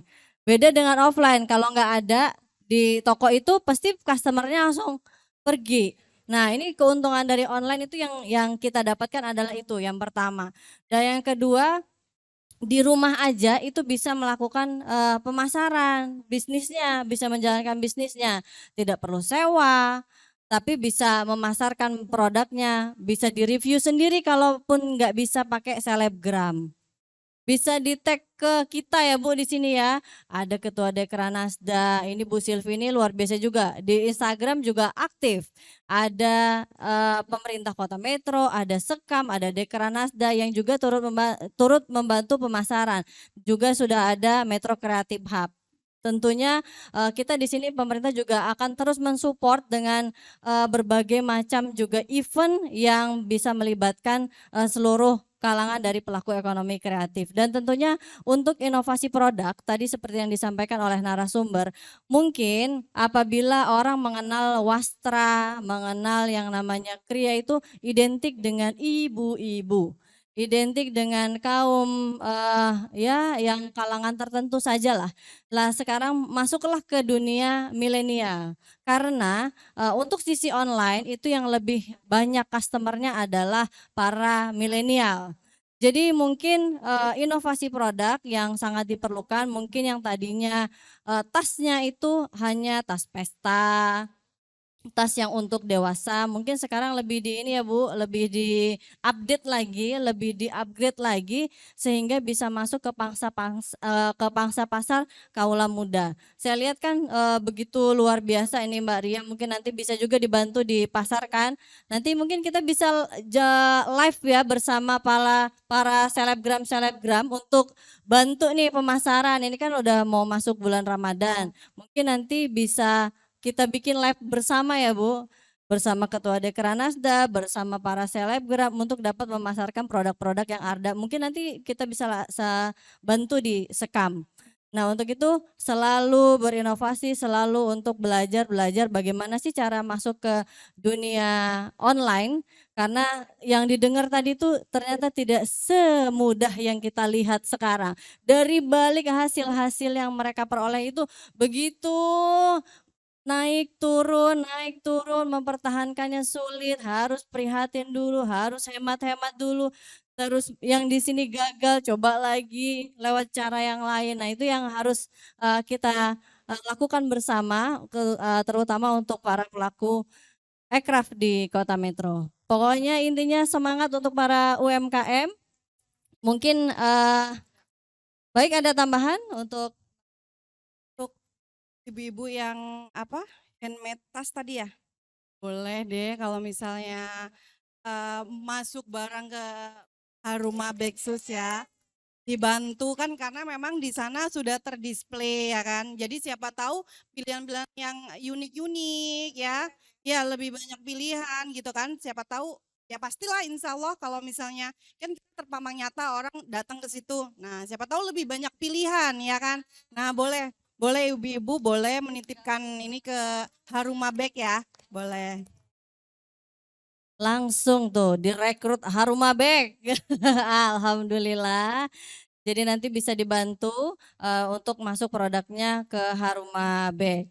Dan mungkin ini terakhir Bu, nanti kita akan bagi-bagi lagi setelah ini. Tapi mungkin terakhir motivasi untuk para pelaku ekonomi kreatif di Kota Metro yang sekarang mungkin sedang merangkak, sedang memulai usahanya dari offline ke online. Ini bisa terus memaksimalkan. Mulai diawali dari Ibu Ketua dulu. Terima kasih.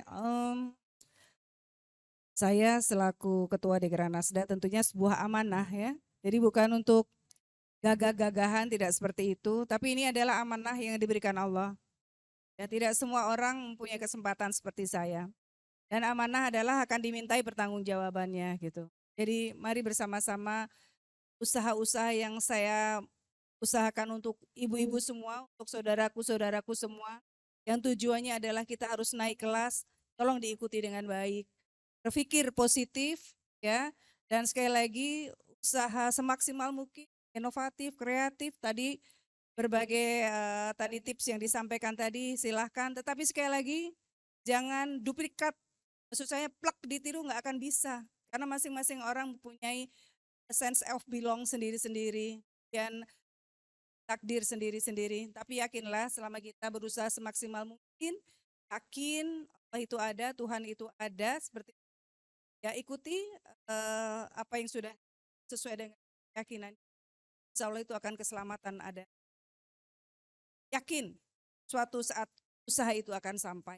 Kita benar-benar berusaha, kita terus tekun, takwa pada yang maha. Saya yakin kok, di antara ini pasti setiap, apalagi Umi ya, kemudian Haruma, pasti zikirnya nggak henti saat nggak kurang. Jadi apa yang diceritakan prihatin ini mungkin hanya secara garis besar ya, tetapi dalam pelaksanaannya tentu tidak hanya sekedar fisiknya saja yang prihatin. Maksud saya tadi uang ini kita harus ngempet nggak beli, itu tidak seperti itu. Tapi saya yakin sekali, mungkin tengah malam harus bangun, ya 2/3 malam harus bangun. Setiap waktu konsumen pasti ada, pasti dengan zikirnya seperti itu. Nah, saya bergaul kan tidak hanya ada teman yang usahanya cukup besar dan eksportir itu yang kita lihat sekarang berhasil itu ternyata juga banyak sekali yang mereka dari bawah, dan tipsnya hampir sama dengan narasumber. Ya, manfaatkan waktu dengan baik, berpikir positif karena dengan berpikir positif energi kita yang hadir. Ini itu dari saya, terima kasih. Assalamualaikum warahmatullahi wabarakatuh. Dari ujung sana.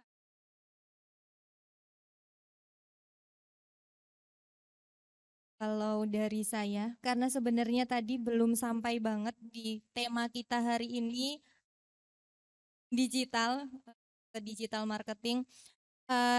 Ibu-ibu yang datang di sini kebanyakan yang saya lihat ternyata Masya Allah itu punya produk sendiri, memproduksi sendiri, brandnya sendiri, Masya Allah keren banget. Dan kalau saya sendiri itu baru memulai sekitar 4 tahun ini untuk membesarkan produk saya sendiri, produknya Kolsa Mutiara Series ini. Jadi banyak sekali ya tantangan di dunia perproduksian. Kalau mungkin Cimona ini lebih bagaimana bisa mempromosikannya, bagaimana cara jualnya, bagaimana karena tidak memikirkan produksi sendiri. Mbak Ria juga seperti itu, tapi dari semuanya itu juga punya apa namanya ya? Punya caranya masing-masing gitu kan. Bagaimana kalau di saya tingkat kesulitannya bisa menciptakan produk yang diminati, menciptakan produk yang sangat dinanti-nanti sama konsumen dan membaca bagaimana permintaan pasar, desain yang seperti apa yang itu akan laku keras di pasar, itu sangat-sangat menguras tenaga seperti itu. Jadi untuk ibu-ibu yang memproduksi produknya sendiri itu bangun ciri khas dari produk kita itu seperti apa, branding semaksimal mungkin. Jadi bagaimana menanamkan citra kepada konsumen kita itu, produk kita itu seperti ini loh. Tidak perlu meniru produk orang lain, kembangin produk kita sendiri, benar-benar ditanemin banget ciri khas dari produk kita yang akan menjadi nilai jual, yang akan menjadi daya tarik tersendiri di tengah kompetitor yang banyak sekali ya, mungkin kayak produk-produk tas itu banyak sekali juga. Tapi bagaimana? Pertama, ciri khasnya seperti apa, desainnya, kualitas jahitannya, mungkin dari harga yang memang zaman sekarang itu orang-orang mencarinya ya yang sangat-sangat terjangkau seperti itu, pun terjangkau juga harus berbanding lurus dengan kualitasnya seperti itu. Jadi tugas kita sebagai seorang produsen ya bisa dikatakan seperti itu adalah bagaimana bisa meyakinkan konsumen kita kalau produk kita ini adalah produk spesial, produk kita ini adalah produk yang memiliki kualitas tinggi. Jadi tidak usah khawatir ketika kita akan membandrol produk kita itu berapa, karena bandrol kita itu adalah bandrol dari diri kita sendiri. Kita bebas mau bandrol berapa, 100.000, 200.000, 300.000. Ketika konsumen sudah jatuh hati dengan produk kita, sudah menyukai dan memahami sekali kualitas produk kita, mau kita bandrol 100, 200, 300 itu nggak akan masalah dan akan tetap dicari. Seperti produk-produknya Mbak Haruma, produknya Cimona nih kayak Maybelline yang harganya itu tinggi karena Maybelline itu brandnya itu sudah sangat melekat sama konsumen, sama kualitasnya itu tetap dibeli. Mbak Haruma baju-baju yang juta-jutaan bisa menjual ribuan piece tetap dibeli. Itu adalah bagaimana bisa membranding produk kita itu dengan semaksimal mungkin, dengan harga yang seperti itu, dengan harga yang setinggi itu bisa worth it seperti itu. Jadi semangat buat ibu-ibu produsen di Kota Metro, semangat ngembangin produknya, jangan patah semangat. Tetap judulnya adalah berinovasi, terus membaca pasar dan benar-benar harus ikut jualan online. Jangan takut ikut jualan online. Jangan di Shopee itu mahal, kesannya murah-murah loh. Umi, susah kalau kita mau masuk Shopee. Tugas kita adalah nge-branding produk kita supaya harga berapapun tidak menjadi masalah bersaing di marketplace seperti itu. Itu dari saya, terima kasih. Ditanya motivasinya, yang pasti untuk motivasi kepada teman-teman semua, ibu-ibu, yang pasti dunia akan makin berkembang. Kita nggak tahu 2023, 2024 banyak banget desain-desain yang terbaru, ya Bu ya, betul ya. Aplikasi-aplikasi terbaru pastinya, apalagi di dunia marketing seperti di dunia digital seperti ini, kita harus pintar-pintar marketing lah, marketing pintar-pintar banget, harus banget. Terus juga kayak barang-barang kosmetik itu aku sih ngerasain banget kayak Umi bilang kosmetik Cici nggak produksi, tapi jangan salah di Indonesia sekarang banyak banget pemain-pemain baru ya. Jadi apalagi zaman tahun dipegang Jokowi itu mereka pengen banget Indonesia, from Indonesia ya Bu ya, produk from Indonesia itu yang luar biasa harus maju seperti Scarlett. Kalau bisa tahu itu Scarlett itu termasuk produk dari Indonesia. Jadi banyak banget karena persaingan dagangnya sudah luar biasa. Mau nggak mau kita sebagai pelaku bisnis itu berpikirnya peluangnya adalah bikin bisnis sendiri Bu. Bener nggak Bu? Jadi kayak bikin hand body sendiri, bikin pemutih sendiri. Bener nggak? Itu banyak bikin produk sendiri ya Bu ya. Jadi supaya tidak diklaim dengan orang-orang. Karena kalau misal kita jual satu lipstick, kita ngomong harga A sekian, harga B sekian, di Shopee kok harganya bisa cuma 10.000, ibu-ibu. Coba, ya kan? Di Shopee 10.000, belum lagi ada ekstra ongkir. Belum lagi diskonnya, belum lagi diantar Bu sama kurir sampai depan rumah. Jadi lagi main TikTok, toto lipstick datang Bu. Benar ya Bu Ibu ya, tapi saya yakin sekali orang-orang kalau belanja kosmetik itu paling nyaman sebenarnya itu dimanja, dilayani dengan baik. Jadi kalau kita ngomong mau nyari sabun muka ya sabun muka yang biasa kita pakai pas habis mungkin kita belanjanya Shopee ya, check out. Tapi kalau kebetulan kita pengen mau cari eyeshadow, blush on dan apa-apa, mungkin senangnya dilayani ya ibu-ibu ya. Kira-kira di toko Femina ibu mau cari lipstiknya model apa, bedaknya model apa, segala macam. Karena yang saya pelajari benar di Indonesia itu seluruh manusianya itu senangnya dimanja. Bener ya Bu ya? Dimanja gitu. Jadi kalau belanja itu kalau bisa kita sesayang mungkin gitu. Jadi betul didirikan pelayanan terbaik. Jadi kadang-kadang kan zaman sekarang ada juga yang belanja milih sendiri. Tetap Bu. Kalau menurut saya itu dimanja itu nomor 1 gitu. Oke, motivasi selanjutnya yang pasti harus tetap semangat, berpikir positif seperti Ibu bilang. Yang pasti next tahun berikutnya itu dunia bisnis akan makin berkembang, kompetisi akan makin ketat ya ibu-ibu semua ya. Kompetisi akan makin ketat, jadi kita selaku pelaku bisnis harus mengeksplor diri kita, kreatif, yang pasti kreatif ya Bu ya. Yang pasti kalau menurut papa saya selalu bilang, Mona, papa cuman pesen, kalau kamu mau punya bisnis yang bagus, kamu harus punya manajemen anak-anak yang bagus. Dia bilang gitu. Jadi kalau ibu-ibu di rumah punya tadi produksi di rumah sendiri, gimana produksi sendiri, mau ini promosi sendiri, apa sendiri, segala macam sendiri. Menurut aku memang pertama-tama begitu Bu. Aku juga pun sama. Ketemu customer, aku layanin sendiri. Cici dipanggil di Shopee, ya aku naik lagi ke atas. Aku nggak sempet mau nge-review, aku review di rumah. Zaman dulu seperti itu, tapi lama-lama omset mulai menaik waktu itu, jadi mau nggak mau kita harus pegang satu, tarik orang untuk fokus di situ, gitu. Harapan saya semuanya bisa sukses, bisa mengikuti perkembangan milenial zaman sekarang yang sangat-sangat luar biasa. Selamat sore, terima kasih. Gini Ibu, mau ngasih motivasi, udah dikasih motivasi semuanya kayaknya ya. Dari A sampai Z ya, bener ya Bu ya, udah ya.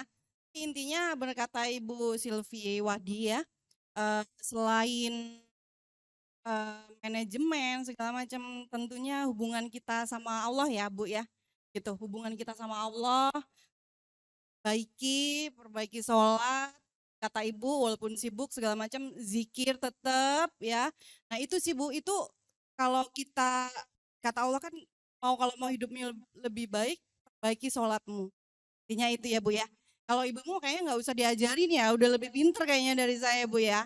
Terus selanjutnya jangan takut untuk mencoba hal yang baru. Contohnya yang digital market itu Bu. Maksudnya gini, saya kan di medsos tuh udah lama Bu ya, orang lama gitu. Tapi walaupun orang lama, jangan kayak udah di sini aja gitu. Enggak, tetap harus belajar lagi gitu. Iya, jangan sampai kita ada di zona nyaman gitu Bu. Kalau di zona nyaman, udahlah segini aja cukup gitu. Gak akan berkembang, kita akan tertinggal gitu loh. Karena akan terus berjalan. Ini sekarang misalnya TikTok Shop sekarang ya Ci ya. Nanti kita tahun depan nggak tahu apalagi. Jadi memang kita harus ikut terus, harus belajar terus gitu. Saya juga gitu, maksudnya mulai dari nol lagi belajar, oh TikTok Shop itu gimana ya, apa segala macam gitu. Gitu loh Bu. Nah untuk kayak kami, iya kayak kami 3 orang yang masing-masing di bidang masing-masing ada di titik sekarang tuh sama Bu. Dari nol juga gitu, dari nol juga. Jadi untuk ibu-ibu semua semangat gitu. Maksudnya memang capeknya, ada kalanya capek, boleh istirahat, tapi jangan lama-lama gitu ya. Kita bangkit lagi, terus ya bangkit lagi, terus udah gitu harus ini fokus sama tujuan kita tuh. Kalau lagi bosen Bu, kita lagi pengen apa ya, lagi pengen apa, nah kan jadi timbul semangat baru gitu Bu. Kalau capek, bosen, boring itu udah pasti Bu, apalagi bisnis orang-orang lama gitu ya Bu ya, gitu aja sih kayaknya. Ya, selamat sore. Baik, sekali lagi tepuk tangan untuk para narasumber kita yang tentunya menjadi semangat dan juga motivasi untuk kita bersama. Dan ATM, amati, tiru, modifikasi. Jadi tidak mutlak harus mengikuti apa yang dikatakan oleh narasumber, enggak, itu hanya motivasi, tapi juga jangan takut untuk memulai, jangan takut untuk belajar. Terus-teruslah kita bersama untuk saling belajar, saling komunikasi antara satu sama lain, saling seperti tadi kan saling support juga. Di sini juga ada Ibu Ketua Dekranasda yang tentunya juga selalu mendampingi langkah para pelaku ekonomi kreatif di Kota Metro. Tentunya tibalah saatnya akhir dari talkshow kita pada kesempatan kali ini. Mungkin nanti kita akan bertemu lagi. Tentunya kita berharap semua untuk para hadirin yang ada di sini, pelaku ekonomi kreatif dan juga UMKM, IKM yang ada di Kota Metro, industri kreatif bisa bangkit dan maju agar bisa memaksimalkan eksistensi di era digitalisasi. Baik, saya Lida Nadia dan tentunya bersama narasumber kita Ibu Ketua Dekranasda. Dan jangan lupa MB2. Jadi nanti setelah ini masih ada hadiah, Bu. Mungkin bisa di-sebelah sedikit, masih ada hadiah yang bisa menunjukkan sudah ada di dalam MB2. Ada yang sudah masuk di dalam aplikasi MB2, silakan laporkan ke panitia, akan langsung dapat hadiah. Karena kita juga harus mendukung Metro Bangga Beli. Dan jangan lupa untuk hadir di sini di event Metro Clothing Night yang berlangsung sampai dengan tanggal 19 Maret 2023 di Rumah Wedanas. Jadi kita bisa jajan di sini, bisa belanja-belanja di sini dan juga tentunya bisa melihat ini Rumah Wedana yang luar biasa. Ini adalah salah satu peninggalan sejarah di Kota Metro yang ternyata dibangun sudah dari tahun 1937. Ya, luar biasa sekali. Baik, akhir kata kami mengucapkan terima kasih. Saya Lida Nadian, ada Ibu Ketua Dekranasda. Terima kasih Ibu, sehat selalu dan tentunya sukses selalu untuk para narasumber. Mbak Vika Kualsa, ada Ci Mona dan juga ada Mbak Ria Haruma dan juga seluruh pelaku ekonomi kreatif yang hadir di sini, berikan tepuk tangan. Biasa, terima kasih Ibu Ketua Dharma Wanita Persatuan yang turut hadir pada kesempatan kali ini sampai dengan acara berakhir. Dan tentunya terima kasih juga support dari Dekranasda Kota Metro, Disporapar, dan juga Dinas Kominfo Kota Metro, dan juga Metro Creative Production, dan juga TACB yang telah mendukung acara pada hari ini. Kami ucapkan terima kasih, selamat sore, wassalamualaikum warahmatullahi wabarakatuh.